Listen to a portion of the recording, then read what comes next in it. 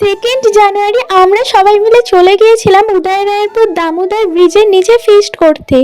আর দেখো আমরা অনেকটা সকাল সকাল এসেছিলাম, তাই জায়গাটা পুরোই ফাঁকা। তারপর আমাদের এখানে একটা জায়গা পাতা হলো, যার মধ্যে আমরা সবাই মিলে বসে একটু গল্প করছিলাম। আর এখানে এসে তো দারুণ লাগছিল, আমার তো বেশ মজা লাগছিল ব্যাপারটা। তারপর একে একে সবাই আসতে থাকলো আমাদের ফ্যামিলির, আর আমি এসেছিলাম আমার পিসাদের সাথে। তারপর এখানে সবাই মিলে বসা হলো মুড়ি খাওয়ার জন্য। মানে আমরা কেউ বাড়ি থেকে খেয়ে এসেছিলাম না, জাস্ট আলুর তরকারিটা বাড়ি থেকে করে আনা হয়েছিল, তাই সেটা দিয়ে সবাই এখানে মুড়ি খাচ্ছিল। খাওয়া দাওয়া কমপ্লিট করে আমি আর পারু একটু চারিদিকটা ঘুরতে বেরালাম। আর এখানে এসে আমি তো জাস্ট অবাক, এত সবাই ফিস্ট করতে এসেছে এই জায়গাটার মধ্যে, কি আর বলবো।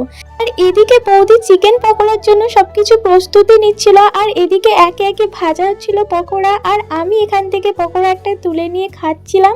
তারপরেই চলে এলো আমাদের সায়ন্তনী, আর এইদিকে হচ্ছিল চিকেন কষা।